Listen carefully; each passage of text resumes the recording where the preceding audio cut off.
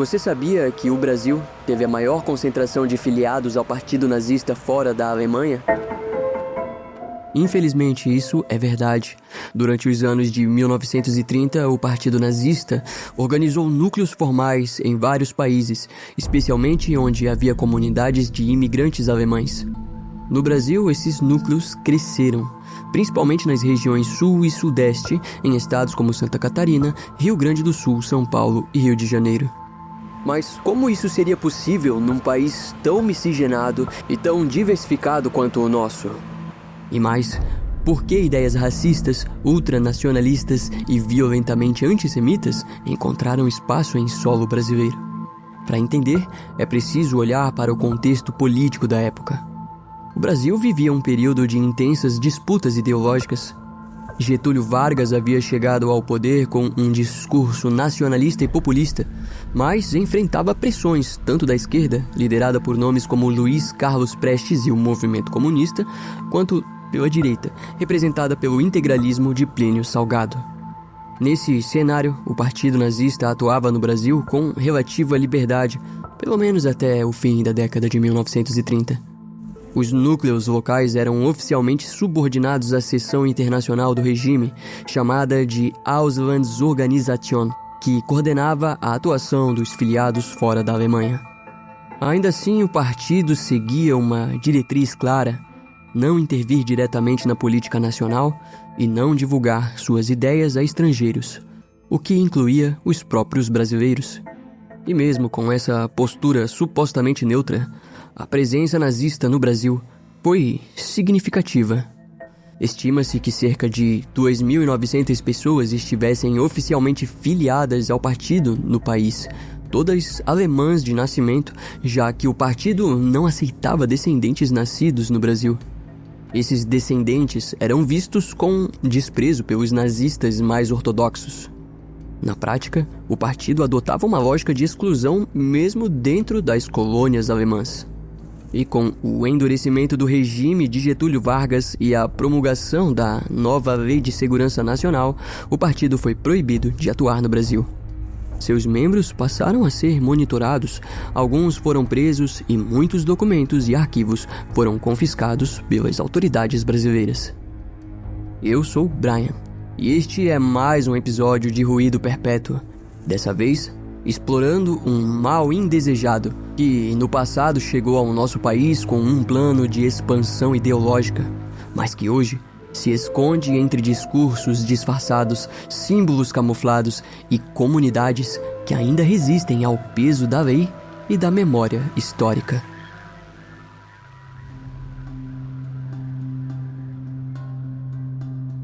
A presença do Partido Nazista no Brasil não começou com Hitler no poder. Na verdade, tudo começou 5 anos antes de sua ascensão ao governo da Alemanha. Já havia no Brasil um núcleo ativo que serviria de base para a futura fundação formal do partido no país.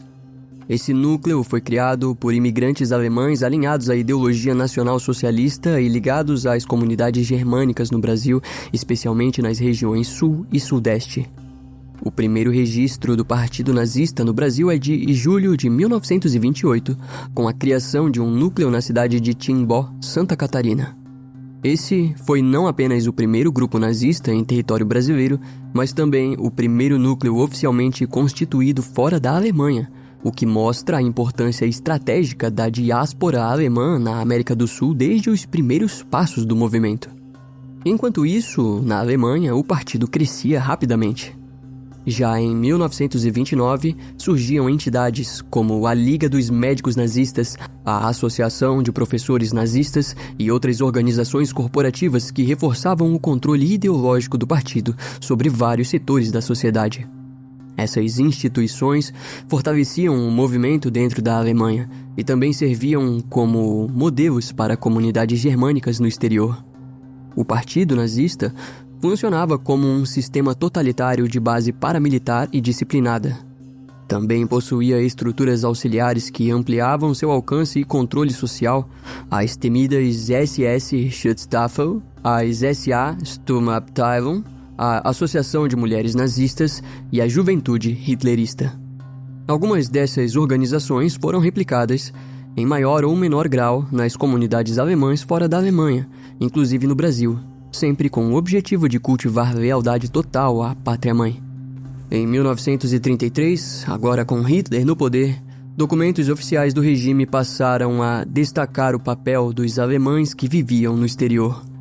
Eles eram vistos como representantes do Terceiro Reich em outros países e se esperava deles não só fidelidade ideológica, mas também atitudes que refletissem os valores do nazismo. Essa ideia se alinhava a uma coisa chamada pangermanismo, um movimento anterior ao nazismo que defendia a preservação da pureza racial e cultural dos povos germânicos por meio da língua, dos costumes e da exclusão dos outros. A consolidação do Partido Nazista no Brasil ocorreu paralelamente à ascensão de Hitler ao poder na Alemanha.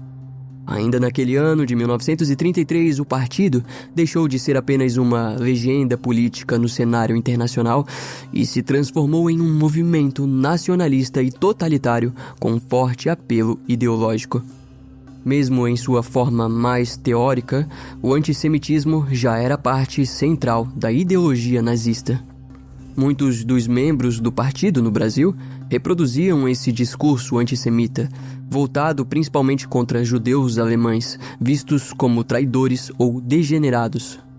Na prática, porém, os ataques diretos aqui muitas vezes se limitavam a boicotes econômicos a estabelecimentos judaicos e tentativas de marginalização social, atitudes que, mesmo assim, eram perigosas e violentas em seu simbolismo. Nesse mesmo período, o Brasil impunha duras barreiras à entrada de judeus, especialmente os vindos do leste europeu, vistos com desconfiança. As autoridades temiam que esses imigrantes trouxessem ideias subversivas, como o comunismo, numa época em que o governo de Vargas e as elites conservadoras estavam profundamente preocupados com a influência da esquerda internacional. Esse cenário dificultava a fuga de judeus perseguidos na Europa e colocava o Brasil entre os países que, mesmo diante das crescentes ameaças ao povo judeu, restringiram o acolhimento dessas populações. Mas o Brasil colocava desafios únicos frente ao projeto nazista. Em um país marcado pela diversidade racial e cultural, o ódio não se limitava aos judeus, também era dirigido a outros grupos. Negros, por exemplo, eram frequentemente chamados de macacos por membros do partido, numa expressão do racismo biológico central à ideologia nazista. A simples presença de negros, indígenas e mestiços era vista como um obstáculo para a imagem e os objetivos do movimento. Documentos e relatos da época mostram que os próprios líderes do partido no Brasil reconheciam que essa realidade racial dificultava a consolidação do nazismo como força política e social duradoura no país. O Brasil, com sua miscigenação e pluralidade, representava o oposto do ideal de pureza racial que os nazistas pregavam. Ainda assim, o partido se estruturou, cresceu e atuou por quase uma década, discretamente em alguns momentos, de forma mais agressiva em outros. E sua presença deixou marcas, tanto nas comunidades germânicas quanto na história política do Brasil. Durante a década de 1930, o Brasil abrigava uma expressiva comunidade de imigrantes alemães, estimada em cerca de 87 mil pessoas espalhadas pelo país. Embora a maioria estivesse nas regiões sul e sudeste, havia também núcleos no norte, nordeste e centro-oeste. Essas comunidades tinham perfis variados, algumas compostas por recém-chegados, outras por descendentes diretos dos primeiros colonos do século XIX. O estado de São Paulo, então, em rápido processo de industrialização, concentrava a maior parte desses imigrantes, cerca de 33 mil. Muitos chegaram ao Brasil após a Primeira Guerra Mundial, sendo aproveitados como mão de obra qualificada em indústrias e serviços técnicos. Não por acaso, o Estado também registrava o maior número de filiados ao Partido Nazista, 785 membros ativos. O Rio Grande do Sul vinha em seguida, com uma comunidade de 15 mil alemães e 439 filiados. O Paraná, com 12 mil imigrantes, tinha 185 filiados, enquanto Santa Catarina, com uma população alemã um pouco menor, cerca de 11 mil, apresentava números surpreendentes, 528 membros do partido, revelando uma adesão mais intensa à ideologia do Terceiro Reich. O Rio de Janeiro, então capital federal, também reunia um número relevante de membros, 447 filiados. Isso refletia o papel estratégico da cidade como centro de articulação política e presença diplomática da Alemanha nazista. Outros estados, mesmo com populações alemãs menores, também registravam núcleos ativos. Pará, Goiás, Espírito Santo, Mato Grosso, Minas Gerais, Ceará, Amazonas, Sergipe, Alagoas, Bahia, Paraíba e Pernambuco apresentaram números expressivos de filiados, mostrando a capacidade da atuação nazista fora dos principais centros de colonização. Por outro lado, apenas 4 estados não registraram oficialmente filiados ao partido: Rio Grande do Norte, Acre, Maranhão e Piauí. Essa distribuição revela que o nazismo no Brasil não se restringia às zonas tradicionalmente ligadas à imigração alemã. Ele se espalhava por meios sociais, clubes, escolas e associações culturais, funcionando como uma extensão simbólica e ideológica do Terceiro Reich, com coordenação direta do partido na Alemanha. Os dados mostram que, embora nem todos os imigrantes alemães fossem nazistas e muitos se opuseram ativamente à ideologia, havia uma base de apoio considerável entre os que se identificavam com o regime.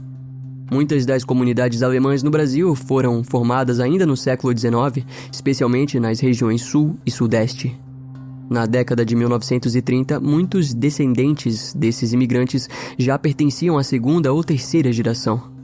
Com o tempo, desenvolveram dialetos que misturavam o alemão com o português, refletindo o processo de adaptação linguística e cultural ao novo país. Quanto aos filiados do partido, estima-se que cerca de 92% eram alemães de nascimento. Isso mostra o caráter excludente da organização no Brasil, que direcionava suas atividades quase que exclusivamente aos alemães residentes. Os chamados teuto-brasileiros. Esse termo será muito importante nesse episódio. E para uma melhor explicação, convidamos o escritor desse roteiro, Chiru, que é professor de História Local de Blumenau, uma das cidades que teve um envolvimento notável com o integralismo, o que também será explicado melhor mais à frente. Os teuto-brasileiros eram justamente aquelas pessoas que eram descendentes de alemães, porém nascidos no Brasil. Então, às vezes, o pai morava na Alemanha e simplesmente migrou para cá durante aquele processo das migrações ali na segunda metade do século XIX e acabou tendo um filho aqui na região e esse filho nasceu no Brasil. Esse já não seria alemão, esse seria um teuto-brasileiro. E esses teuto-brasileiros eram vistos com desconfiança pelos dirigentes do partido e muitas vezes impedidos de se filiar. Essa distinção reforçava uma hierarquia étnica entre imigrantes e seus descendentes, sustentada pela ideologia de pureza racial e lealdade direta ao Reich. Essa preocupação se refletia, por exemplo, em experimentos feitos para investigar se indivíduos considerados arianos seriam capazes de se adaptar ao clima tropical. Isso mostra o cuidado do regime em manter sua concepção racial, mesmo fora da Alemanha. A ideia de um paraíso na América do Sul atraiu milhares de imigrantes alemães ao Brasil ao longo do século XIX e início do século XX. Eles vinham em busca de melhores condições de vida, terras férteis e oportunidades econômicas, promessas reforçadas por propagandas que retratavam o Brasil como um Eldorado tropical. No entanto, ao chegarem, esses colonos enfrentaram muitas dificuldades, clima hostil, doenças desconhecidas, barreiras culturais e principalmente o desafio de conviver em uma sociedade miscigenada, algo que chocava parte dos ideais de pureza racial já presentes na elite europeia da época. E esse desconforto não era isolado. Desde o século XIX, as ideias racistas ganhavam força impulsionadas por autores como o conde Joseph Arthur de Gobineau, que visitou o Brasil em 1869. Em seus relatos, Joseph descreveu os brasileiros como uma população assustadoramente feia, um verdadeiro espetáculo horrendo de anarquia étnica. Sua visão, carregada de preconceito, refletia uma crença comum entre pensadores racialistas, a ideia de que a miscigenação levava à degeneração. Essa visão foi particularmente influente entre elites intelectuais e políticas, tanto na Europa quanto em setores da sociedade brasileira, e preparou o terreno para a posterior penetração de ideologias como o nazismo. Nesse mesmo contexto de valorização da pureza racial, outras ideias também ganharam espaço nas primeiras décadas do século XX, como a eugenia, que defendia a melhoria da população por meio de critérios biológicos e raciais. No Brasil, essa ideia foi impulsionada por figuras como o médico Renato Kehl, principal divulgador do movimento eugenista no país. Essas ideias encontraram apoio em vários setores da sociedade, incluindo intelectuais de destaque como o escritor Monteiro Lobato, que em alguns textos demonstrou simpatia por princípios eugenistas, refletindo o clima científico e político da época. É nesse pano de fundo ideológico, que misturava racismo científico e idealizações coloniais e nostalgia por um suposto passado europeu puro, que o Partido Nazista encontrou espaço entre certos grupos das colônias alemãs no Brasil. Apesar da rigidez ideológica do partido quanto à pureza racial, que oficialmente restringia a afiliação a pessoas de ascendência alemã, o contexto brasileiro impôs adaptações práticas. Documentos e registros históricos mostram casos curiosos de filiados que pediam autorização para se casar com brasileiras não alemãs, indicando que em algumas regiões havia certa tolerância local. Essa flexibilidade não significava aceitação da miscigenação nos moldes do Estado brasileiro, mas sim um ajuste pragmático diante da realidade social onde esses núcleos atuavam. Ou seja, embora o partido mantivesse formalmente critérios étnicos para filiação e atuação, na prática brasileira houve brechas e acomodações. Isso mostra tensões entre a doutrina racial importada da Alemanha e a complexidade da sociedade brasileira, marcada justamente pela diversidade e pelo encontro de diferentes grupos étnicos e culturais. Pode-se dizer que o nazismo do Brasil operava sob dois modelos distintos, adaptados à realidade local, um modelo urbano e outro rural. Essa distinção é essencial para entender a extensão e a forma de atuação do partido no país. No fim da década de 1930, o Brasil tinha cerca de 41 milhões de habitantes, dos quais cerca de 80% viviam em áreas rurais, um cenário muito diferente da realidade atual, marcada pela urbanização. Esse dado ajuda a explicar por que nas zonas rurais o Partido Nazista encontrou espaço para influenciar comunidades inteiras, principalmente entre colônias alemãs mais isoladas. Nessas regiões, com pouca comunicação com os centros urbanos e fraca presença do Estado, a penetração ideológica do nazismo era ampla e profunda. Filiações em massa, escolas, celebrações de feriados do Reich, leitura de jornais importados ou locais, cultos protestantes com discursos alinhados à ideologia e, sobretudo, o uso do rádio, tudo contribuía para criar um ambiente cultural nazificado no interior do Brasil. Esse isolamento permitia não só a disseminação das ideias nazistas, mas também a criação de uma atmosfera comunitária em que os valores do Terceiro Reich eram neutralizados e integrados ao dia a dia. O culto à figura de Hitler, a saudação nazista em eventos locais e a rígida separação étnica eram práticas comuns em certos núcleos rurais organizados em torno das colônias alemãs. Já nos centros urbanos, como São Paulo, Rio de Janeiro e Blumenau, o nazismo atuava de forma mais institucionalizada.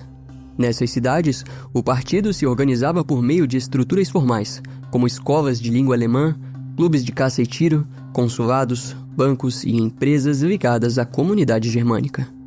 Esses espaços funcionavam não só como locais de convivência, mas também como canais de difusão ideológica. Por eles, os valores e símbolos do nazismo circulavam entre a elite imigrante e seus descendentes de forma estratégica e discreta. O partido foi oficialmente reconhecido no Brasil em 1931, com a formação de sua primeira diretoria nacional, sediada no Rio de Janeiro. Inicialmente, sua principal função era servir como uma extensão eleitoral do Partido Nacional Socialista dos Trabalhadores Alemães, buscando votos entre cidadãos alemães que viviam no exterior, em apoio à candidatura de Adolf Hitler. Em 1933, já com Hitler no poder, Herbert Goess foi nomeado chefe do Partido Nazista no Brasil. Esse momento marcou o início de uma fase mais articulada e disciplinada da organização no país, agora alinhada diretamente às diretrizes do Terceiro Reich. Mas pouco tempo depois de assumir, Herbert Guss deixou o cargo, abrindo espaço para uma reorganização interna. A liderança foi então assumida por um sujeito chamado Willie Cohn, que até então comandava as atividades do partido na América do Sul a partir do Chile. Willie Cohn se mudou para o Rio de Janeiro para assumir oficialmente a direção da seção brasileira, sinalizando a importância estratégica que o Brasil começava a ter dentro da estrutura nazista internacional. A mudança definitiva na liderança aconteceu em 1934, quando a sede do partido foi transferida do Rio de Janeiro para São Paulo. Nesse mesmo ano, um outro sujeito chamado Hans Henning von Kossel foi nomeado chefe do Partido Nazista no Brasil, cargo que manteria até a dissolução oficial da organização no país.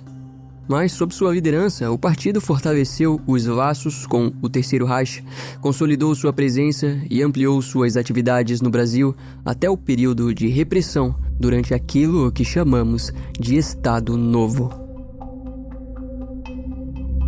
No início da década de 1930, a população judaica no Brasil era de cerca de 200 mil pessoas, concentrada principalmente em áreas urbanas. Poucas viviam em zonas rurais. Por outro lado, a comunidade negra e mestiça representava uma parcela muito maior, cerca de metade da população do país. A convivência entre nazistas e judeus no Brasil era extremamente rara, quase inexistente. Já a relação dos nazistas com negros e mestiços era muito mais comum e fazia parte do cotidiano. Para os nazistas, a miscigenação era vista como uma degeneração da raça. Já para muitos brasileiros, essa mistura era a base da identidade nacional.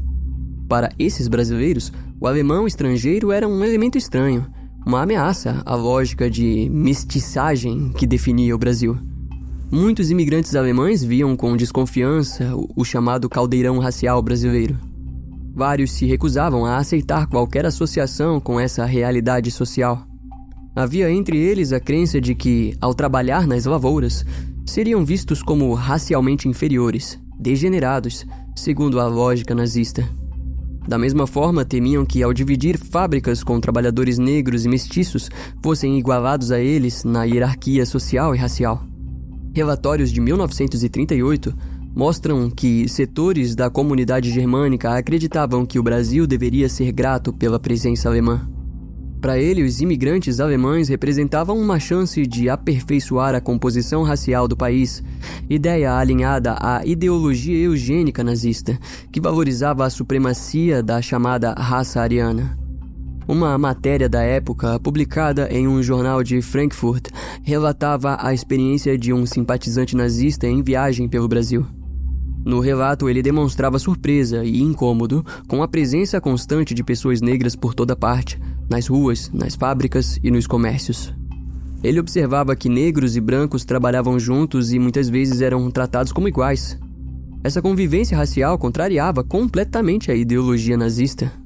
Ainda assim, o viajante destacou aspectos que considerava positivos no país, como a forte oposição ao comunismo, algo que, em sua visão, aproximava o Brasil de certos valores do regime de Hitler. Apesar da preocupação constante com negros e mestiços, jornais como Deutsche Morgen publicavam com frequência artigos antissemitas, mesmo sem relação direta com a realidade brasileira. É aí que está. Nesse contexto, o antissemitismo era usado como ferramenta para culpar os judeus por dificuldades enfrentadas pelo movimento nazista no país. Por exemplo, se uma região não demonstrava apoio às ideias nazistas, a culpa era atribuída aos judeus. Os nazistas pensavam mais ou menos assim: são os judeus que estão controlando o comércio e os meios de comunicação no Brasil, o que está dificultando a nossa expansão do movimento. O próprio chefe do Partido Nazista no Brasil, Hans Henning von Kossel, declarou que a ideia de um perigo alemão, que começou a circular no final dos anos de 1930, era uma invenção dos judeus. Durante essa década, com a chegada de judeus refugiados que fugiam da perseguição nazista na Europa, a embaixada alemã no Brasil passou a dificultar a entrada desses imigrantes. Além disso, intensificou o monitoramento das comunidades judaicas já estabelecidas no país, considerando-as uma ameaça aos interesses do Reich e à expansão da ideologia nazista no Brasil. Mas e se eu te dissesse que, no meio de tudo isso, houve uma versão brasileira do fascismo europeu. O integralismo foi um movimento político de inspiração fascista, fundado no Brasil em 1932 por Plínio Salgado. Reunia elementos de nacionalismo extremo, autoritarismo e anticomunismo. Defendia a criação de um Estado forte, centralizado e hierárquico, baseado na ideia de uma identidade nacional unificada. Seus membros usavam uniformes verdes, faziam saudações semelhantes às dos fascistas europeus e adotavam o lema Deus, Pátria e Família, que com certeza você já ouviu em contextos mais recentes da história do Brasil, não é? Essas características atraíam muitos teuto-brasileiros, aqueles impedidos de se filiar ao Partido Nazista por terem nascido no Brasil, a buscar representação política em movimentos ideologicamente parecidos, como o integralismo. A adesão ao integralismo foi, em parte, uma resposta à exclusão imposta pelo Terceiro Reich, que os considerava inferiores aos alemães de nascimento. Mesmo assim, os teuto-brasileiros eram muito mais numerosos que os imigrantes, somavam cerca de 900 mil pessoas no Brasil na época. Com suas marchas organizadas, uniformes padronizados, símbolos próprios e gestos inspirados no fascismo europeu, o integralismo apresentava várias semelhanças com o Partido Nazista.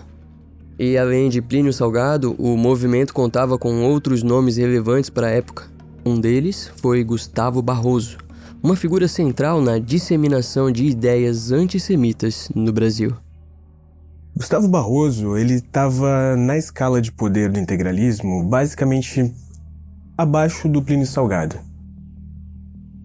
Então, nesse caso, ele tinha, de certa forma, um grande destaque dentro desse movimento. Entre as obras que ele ajudou a disseminar aqui no Brasil, consta também os Protocolos dos Sábios de Sião, uma obra conspiratória que culpabilizava os judeus numa conspiração onde haveriam, de certa forma, uma elite judaica na época, o que a gente sabe que hoje em dia é totalmente besteira. Mas, além disso, Gustavo Barroso ele acabava também tentando, de certa forma, se aproximar da Alemanha através do seu textos antissemitas e, obviamente, nesse processo, ele acabou, em alguns momentos, conseguindo publicar em alguns periódicos da época e também, ao longo da década de 30, ele vai sendo ignorado por essas autoridades alemãs ali. Os elementos e características do integralismo atraíam os teuto-brasileiros, já que eles não podiam entrar oficialmente no movimento nazista. O discurso ideológico do integralismo nacionalista, autoritário e anticomunista ressoava fortemente entre os descendentes de alemães, tornando-se uma alternativa politicamente viável ao nazismo no Brasil.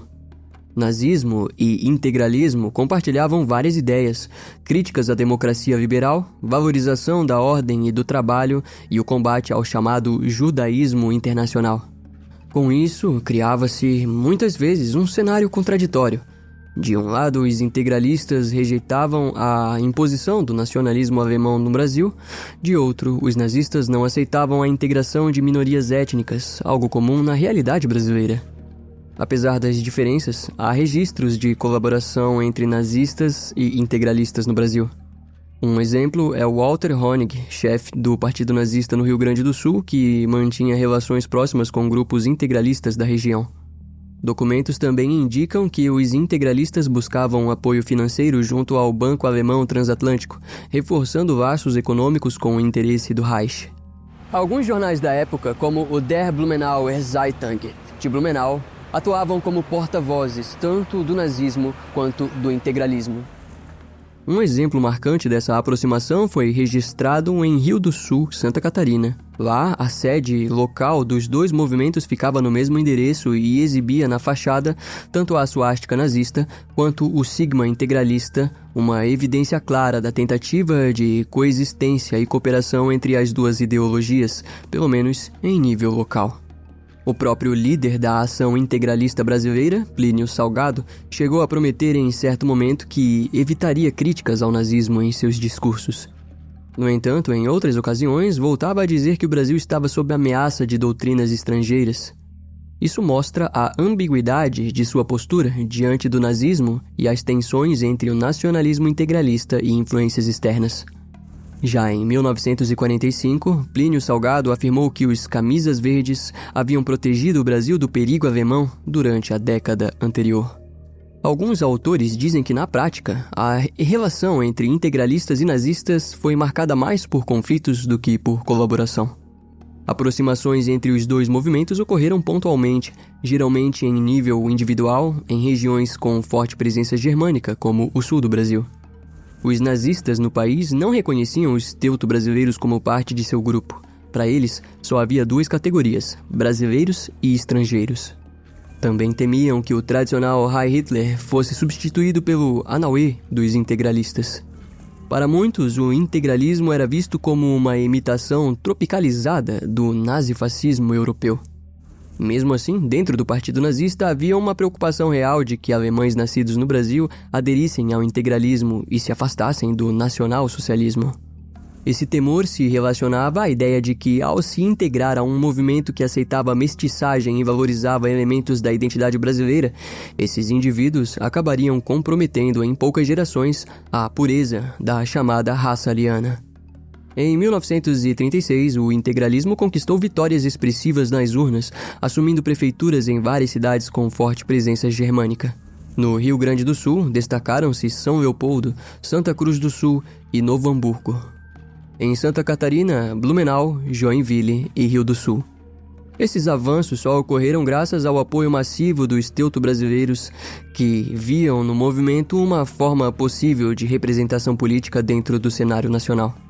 Em setembro de 1937, o jornal O Globo publicou uma matéria apontando a existência de duas correntes dentro do integralismo. Uma voltada à defesa dos interesses nacionais e outra fortemente influenciada por ideias germânicas.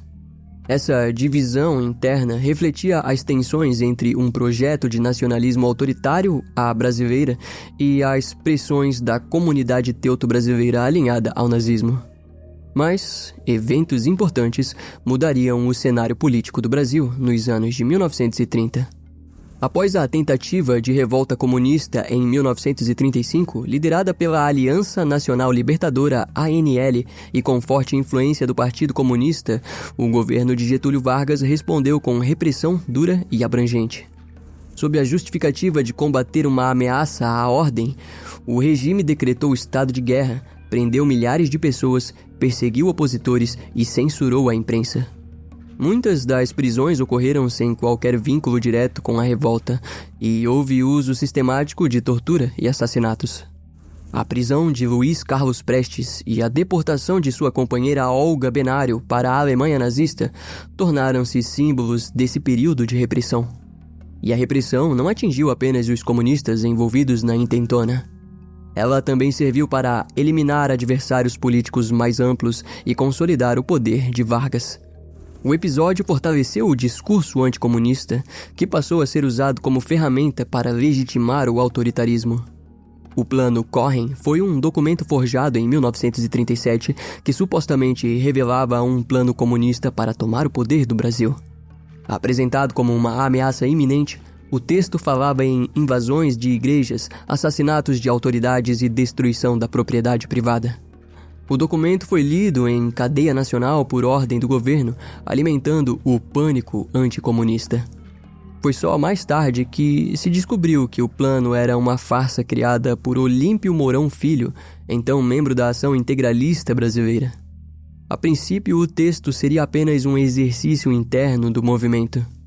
No entanto, Vargas e os militares usaram o conteúdo como justificativa para o golpe de 10 de novembro de 1937, que instaurou a ditadura do Estado Novo, dissolveu o Congresso Nacional e proibiu todos os partidos, inclusive o integralismo.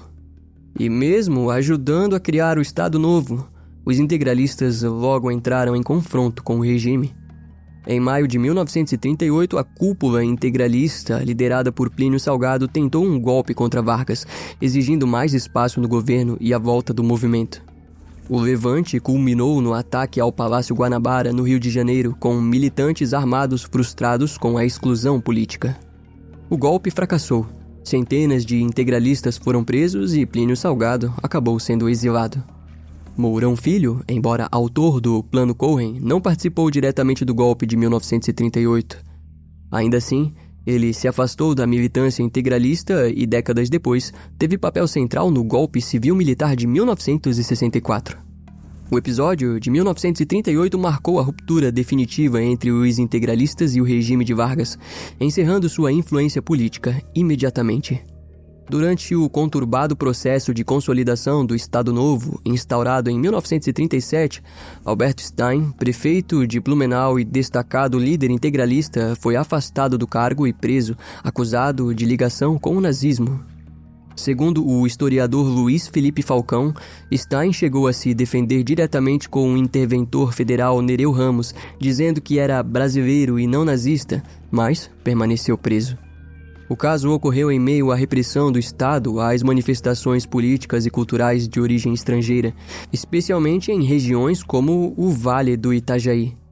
O crescimento do nazismo na Europa e o clima de germanofilia geravam desconfiança no governo central. A relação entre integralismo e nazismo, embora nunca oficializada, gerava suspeitas constantes, principalmente em lugares como Blumenau, onde ambas as ideologias encontravam apoio entre parte da população de origem alemã.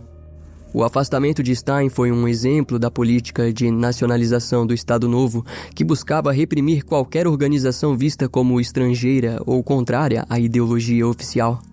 A nomeação de José Ferreira da Silva, também ex-integralista, mas já alinhado ao governo Vargas, para o cargo de prefeito, mostra o pragmatismo do regime. Mesmo reprimindo a AIB, Ação Integralista Brasileira, o Estado incorporava quadros considerados úteis ao seu projeto autoritário.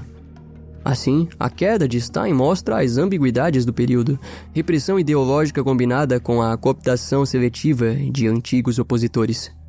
Durante uma visita a Blumenau em março de 1940, Vargas culpou os governos anteriores pelo isolamento da população germânica em relação ao restante do país, mas reforçou o espírito nacionalista que marcava o Estado Novo.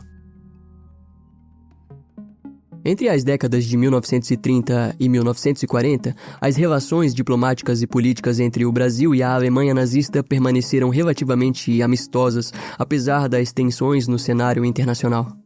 Além dos interesses econômicos, com o Brasil exportando matéria-primas estratégicas e a Alemanha buscando ampliar sua influência na América do Sul, havia uma cooperação mais profunda em segurança interna.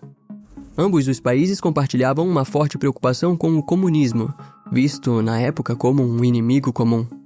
Para conter o avanço de grupos comunistas em seus territórios, Brasil e a Alemanha criaram canais de comunicação entre suas políticas secretas e agências de inteligência. Essa colaboração incluía troca de informações, monitoramento de suspeitos, envio de relatórios sobre atividades subversivas e coordenação de estratégias para neutralizar agentes e redes comunistas. Essa aliança refletia não só um alinhamento ideológico entre os governos de Vargas e Hitler, mas também um esforço conjunto para manter o controle político e social frente às ameaças internas e externas. O relacionamento entre as polícias secretas dos dois países foi um ponto central dessas relações bilaterais, influenciando a política interna e a dominância internacional no auge dos regimes autoritários. Um exemplo dessa relação foi a expedição alemã Amazônia-Jari, uma missão científica promovida pelo regime nazista entre 1935 e 1937, liderada pelo zoólogo e oficial da SS Otto Schuss-Kampfenkel. A expedição percorreu o rio Jari, entre o Amapá e o Pará, com o objetivo de coletar dados sobre a fauna, flora e culturas indígenas da Amazônia. A equipe era composta por 4 alemães e 21 colaboradores locais, entre eles Josef Greiner, que morreu de malária durante a viagem. Ele foi enterrado em plena Amazônia com uma cruz marcada por uma suástica, um registro fotográfico inusitado se visto atualmente. Além da coleta de espécimes e registros etnográficos, a expedição produziu mais de 2.700 metros de filme e cerca de 2.500 fotografias. Esse material foi exibido em cinemas na Alemanha e usado em publicações científicas. A missão também serviu como propaganda cultural, buscando fortalecer os laços entre Brasil e Alemanha nazista. Na época, era comum que autoridades locais demonstrassem simpatia ou ao menos mantivessem proximidade com o Partido Nazista no Brasil. Um exemplo claro foi o governador do Rio Grande do Sul, Flores da Cunha, que em 1937 participava de eventos organizados pelo partido e elogiava publicamente o regime nazista. Naquele ano, ele afirmou que a comunidade alemã no Brasil tinha potencial para aperfeiçoar a raça brasileira, destacando a suposta influência positiva dos imigrantes alemães na formação social e cultural do país. Flores da Cunha também fez elogios abertos ao Terceiro Reich, revelando a simpatia pelo projeto nacional-socialista. Era comum que membros e líderes do Partido Nazista no Brasil viajassem com frequência à Alemanha, fortalecendo os laços ideológicos e organizacionais com o Reich. Em novembro de 1937, poucos meses antes daquela proibição oficial do partido no Brasil, da qual falamos anteriormente, correspondências entre Getúlio Vargas e Adolf Hitler mostravam uma relação ainda mais amistosa entre os dois governos. Essas comunicações mostravam o interesse mútuo em estreitar os laços diplomáticos e políticos, refletindo a complexidade das alianças internacionais naquele momento, em que o Brasil tentava equilibrar sua posição entre as grandes potências. Anos depois, Lutero Vargas, filho do presidente, se casou com a alemã Ingeborg Tenhoff. Para alguns, essa união simbolizou as relações cordiais entre Brasil e Alemanha. Já em 1941, com a entrada dos Estados Unidos na Segunda Guerra, o Brasil passou a ser pressionado a abandonar sua neutralidade e a se alinhar mais claramente com os aliados. Nesse cenário, a propaganda dos países aliados começou a denunciar com mais força a presença de núcleos nazistas na América do Sul, incluindo o Brasil. Esses materiais alertavam sobre o risco de infiltração ideológica e até militar do nazismo no continente, apontando a existência de uma rede coordenada de simpatizantes do Terceiro Reich espalhada pela região. Essa narrativa passou a ser usada como ferramenta de convencimento, ajudando a pressionar o governo brasileiro a rever suas relações com a Alemanha e caminhar para uma ruptura definitiva. Então, em 1942, com a entrada oficial do Brasil na guerra ao lado dos aliados, o governo tomou medidas duras contra alemães e simpatizantes do nazismo no país. Embaixadas e consulados foram fechados, diplomatas e pessoas em cargos de destaque em instituições e empresas foram demitidos. Muitos alemães residentes no Brasil foram presos, especialmente no Sul, onde também ocorreram saques e depredações em estabelecimentos da comunidade alemã. Esse momento marcou uma virada decisiva na repressão ao nazismo no Brasil e definiu com clareza o posicionamento do governo no conflito mundial. E mesmo com a proibição oficial do Partido Nazista no país, por meio de decreto de lei número 383 de 18 de abril de 1938, os vínculos com o Terceiro Reich não foram rompidos de forma imediata. Segundo a pesquisadora Ana Maria Dietrich, ainda havia um fluxo de informações que escapava pelos bastidores diplomáticos. A Embaixada da Espanha, governada pelo ditador Franco, alinhado ao eixo, passou a funcionar como canal discreto entre simpatizantes do nazismo no Brasil e o regime de Hitler. Essa ponte diplomática permitia a troca de mensagens e o envio de relatórios, mesmo durante a guerra, revelando que algumas redes de apoio ao nazismo conseguiram resistir ao cerco político e policial do Estado brasileiro. Mas com a repressão intensificada, os núcleos do Partido Nazista foram fechados e seus líderes presos. Nesse período, surgiram denúncias de maus tratos contra detidos alemães que relataram ter sido colocados em celas com negros e mestiços e tratados com hostilidade e preconceito. Aqueles que antes eram tolerados passaram a ser fortemente estigmatizados, mostrando uma mudança profunda na forma como a sociedade via os simpatizantes do nazismo. Muitos alemães foram repatriados e várias empresas de origem alemã entraram na lista negra do governo brasileiro, tendo suas atividades encerradas.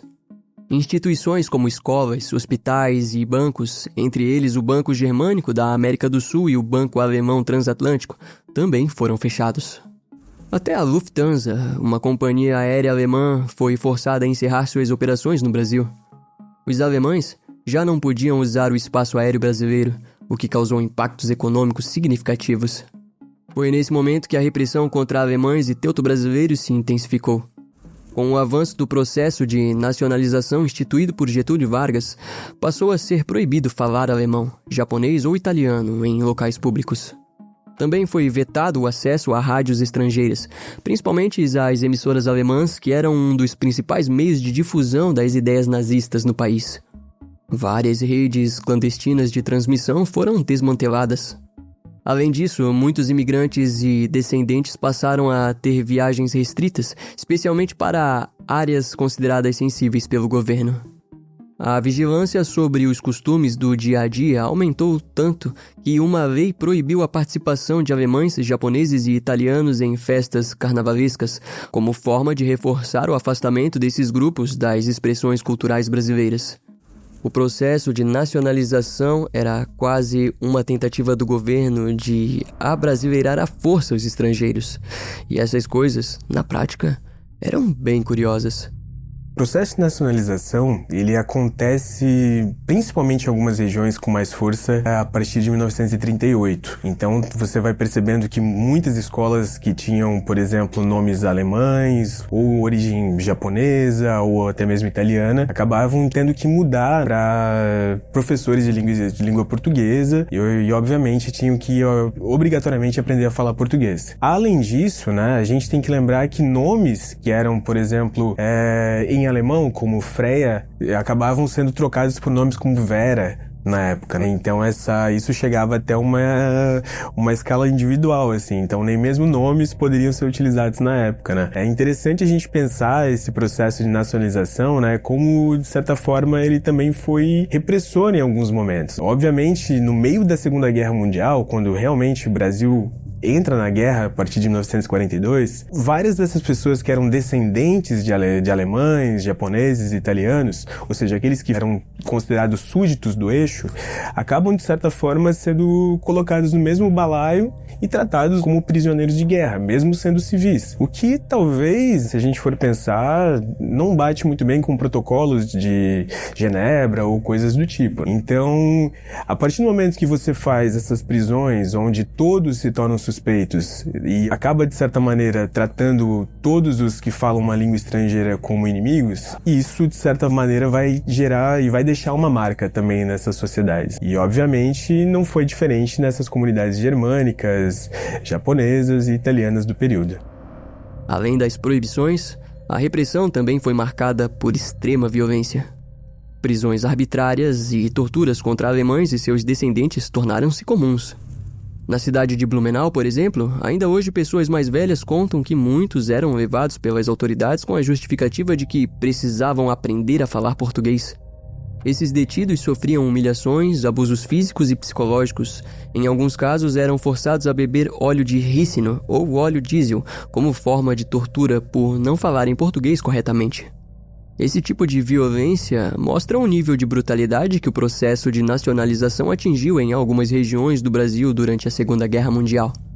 E como se todas essas medidas não bastassem, o governo criou os chamados campos de internamento, onde imigrantes e descendentes de alemães eram mantidos sob vigilância constante. Mas calma, esses locais não eram como os campos de concentração nazistas. A gente utilizou o termo internamento, campos de internamento, justamente para diferenciar dos campos de concentração onde ficaram os judeus, ciganos, homossexuais, comunistas, lá na Europa durante esse período do regime nazista e o período da Segunda Guerra Mundial. A grande questão, essa diferenciação, está justamente na forma não só como eram tratados essas pessoas que viviam aqui no Brasil, nesses campos de internamento, que se assemelham, obviamente, aos campos de concentração, porém, eles tinham uma certa liberdade, como podiam escrever cartas, podiam, de certa maneira, se comunicar com o mundo externo, mesmo que houvesse uma censura E, óbvio, né, acabava abrindo essas cartas, lendo o conteúdo dentro, censurando as partes as quais achavam indesejáveis e por aí vai. É um período de guerra, então havia também o risco de espionagem e óbvio que durante esse período da nacionalização ainda, a gente vai ter justamente uma questão muito importante, que várias rádios piratas e rádios amadoras ainda transmitiam, né, o que acontecia na Alemanha. E o governo, junto com o DOPS, o Departamento de Imprensa e de Propaganda, foi quem fez, né, a apreensão desses materiais e óbvio que muito desse material foi sendo destruído ao longo desses primeiros anos da perseguição aos nazistas e também, de certa forma, aos teuto-brasileiros e alemães que viviam aqui na região sul. Muitos desses campos ficavam no interior de São Paulo, o estado com a maior concentração de imigrantes alemães na época. Cidades como Bauru, Ribeirão Preto, Pirassununga, Guaratinguetá e Pindamonhangaba abriram centros de confinamento durante os anos de guerra. Mas o fenômeno não se limitou a São Paulo. Pará, Pernambuco e Bahia também mantiveram campos de internamento. Em alguns casos, os alemães eram alojados em hospitais, colégios ou instituições públicas adaptadas para funcionar como centros de detenção. Outros eram mantidos em prisão domiciliar, com restrições severas de circulação e comunicação. Tudo isso fazia parte de um processo que, embora impulsionado pela guerra, deixou marcas profundas na vida de milhares de pessoas e que muitas vezes não tinham nada a ver com a situação. Em 1942, chegou a se cogitar a criação de um campo de internamento na Amazônia, o que preocupou autoridades alemãs da época. O receio era que a região era conhecida por doenças tropicais como a malária, o que representava um risco grave à saúde dos internos de origem germânica. Curiosamente, mesmo sob custódia, os detidos nos campos de internamento podiam se comunicar com parentes na Alemanha por cartas. Muitas dessas mensagens deixavam de lado o tom pessoal e sempre afirmavam que as condições de saúde eram boas, provavelmente para evitar punições ou por causa da censura imposta pelo governo brasileiro. Ainda assim, há registro de cartas que conseguiram relatar maus tratos, denunciando abusos, negligência e condições precárias de confinamento. Mesmo essas denúncias, quando escapavam ao controle estatal, eram cercadas por restrições, já que a censura vigiava tudo o que era enviado ou recebido. Muitos permaneceram nesses campos até o fim da guerra. Um dado revelador é que, ao longo do período, o número de alemães presos em instituições penais comuns chegou a ser maior do que o de internados nos campos oficiais. Isso significa que a repressão ultrapassou o controle político e ideológico, atingindo também pessoas apenas associadas à nacionalidade inimiga, mesmo sem ligação direta com o partido. Durante esse período, o diplomata alemão Karl Ritter, uma figura importante nas relações entre Brasil e o Terceiro Reich, chegou a implorar a Getúlio Vargas que interrompesse as perseguições contra alemães e seus descendentes. Ritter demonstrava preocupação com a dureza das medidas e com o impacto sobre a comunidade germânica no Brasil. No entanto, Vargas foi categórico: não haveria privilégios. Se o país estava em guerra, as regras deveriam ser iguais e rígidas. O que valia para um, valia para todos. Isso significava que alemães, italianos e japoneses seriam igualmente afetados pelas políticas de nacionalização e pela repressão que se intensificava com o conflito. A imprensa brasileira, cada vez mais alinhada à narrativa das mídias britânicas e americanas, passou a reforçar denúncias sobre a presença e as supostas atividades suspeitas de alemães no país. Nesse cenário, o ministro das Relações Exteriores, Oswaldo Aranha, ganhou fama entre os alemães como aliado dos britânicos e norte-americanos. Chegou a ser chamado de protetor da Inglaterra e dos Estados Unidos e inimigo da Alemanha. Ao fim da Segunda Guerra, vários oficiais e colaboradores do regime nazista fugiram da Europa rumo à América do Sul, usando rotas clandestinas conhecidas como Red Lines, muitas vezes com apoio de redes simpatizantes ligadas à Igreja Católica e a governos autoritários da época. Países como Argentina, Chile e Brasil tornaram-se destinos frequentes desses fugitivos, que buscavam escapar dos julgamentos por crimes de guerra e da perseguição dos aliados. O Brasil, com seu território extenso, fronteiras pouco vigiadas e comunidades germânicas já estabelecidas, oferecia condições ideais para que esses indivíduos assumissem novas identidades e se integrassem discretamente à sociedade local. Mas, se o passado ainda reflete no presente, o O que estamos fazendo hoje para impedir que ele se repita?